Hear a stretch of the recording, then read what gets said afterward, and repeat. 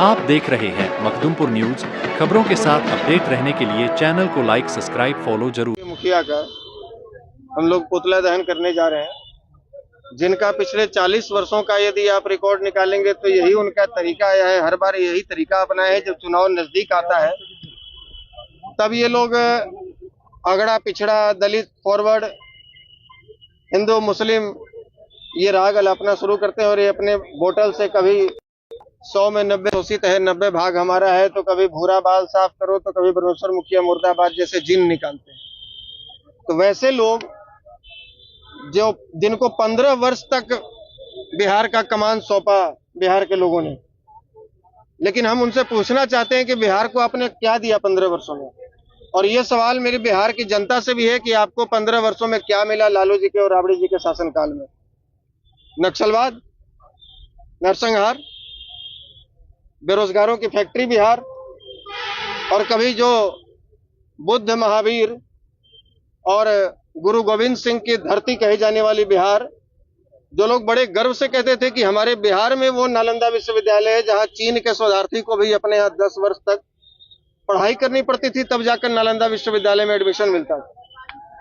एक ऐसा व्यक्ति जिसने अपने कुर्सी को बचाए रखने के लिए, जो बिहार पर शासन करने के लिए न केवल भूमिहारों का, न केवल सवर्णों का, बल्कि मियापुर में 3 दर्जन यादवों का, शंकर बिगहा में 2 दर्जन अति पिछड़ों का, दलेलचक बघौरा में 4 दर्जन राजपूतों का, सेनारा, सेनारी, बारा, चौरम, आइरा, रामपुर जैसे गांव में सैकड़ों भूमिहारों का, और बेलछी में सैकड़ों नोनिया, धानुक और कानू, ये अति पिछड़े समाज के लोगों का नरसंहार करवाया।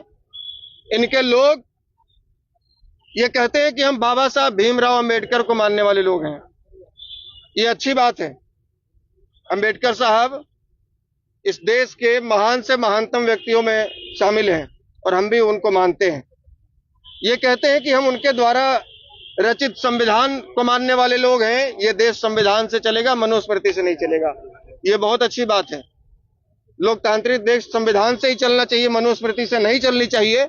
और मैं कहता हूं कि मैं अपने जीवन काल में कभी मनुस्मृति नामक पुस्तक देखी नहीं हमने। इन्हीं लोगों के हाथों में देखी, कभी जलाते हुए। ऐसे हमने सामने से मनुस्मृति कभी नहीं देखा। हम भी संविधान को मानने वाले लोग हैं।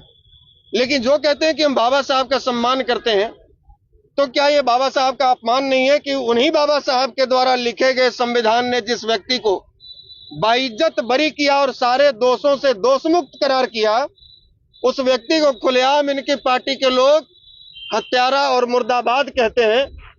और उसी भारतीय संविधान ने, बाबा साहब के द्वारा रचित संविधान के द्वारा, जिस व्यक्ति को सुप्रीम कोर्ट ने चारा चोर घोषित किया और चुनाव लड़वाने से वंचित किया, उस व्यक्ति का सुबह शाम जाकर चरण वंदना करते हैं। क्या यह बाबा साहब भीमराव अंबेडकर का अपमान नहीं है? क्या यह देश के संविधान का अपमान नहीं है? और किसने अधिकार दिया, किसने अधिकार दिया एक बदचलन औरत को मोहरा बनाकर हमारे महापुरुषों का अपमान करवाने का? यह किसकी हैसियत हुई? यह आदेश किसने दिया उसको? लालू यादव ने दिया, तेजस्वी यादव ने दिया, राबड़ी देवी ने दिया, या मीसा भारती और रोहिणी आचार्य ने दिया? यदि औकात है तो तेजस्वी यादव, लालू यादव, राबड़ी यादव, मीसा भारती, ब्रह्मेश्वर मुखिया मुर्दाबाद कह के दिखाएं। यदि औकात है तो कह के दिखाएं।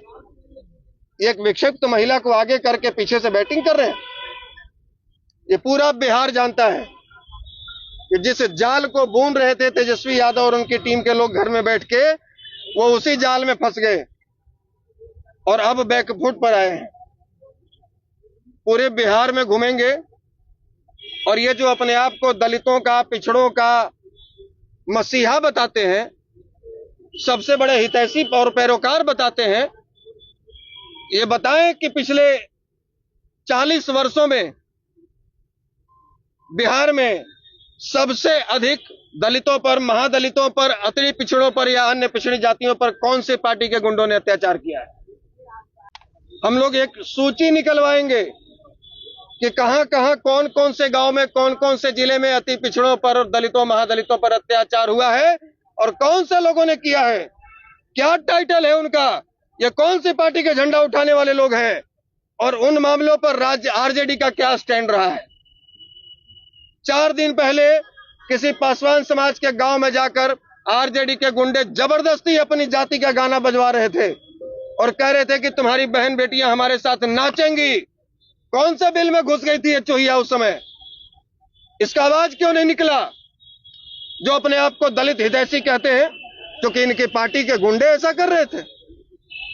ये दोहरा चरित्र अब चलने वाला नहीं है।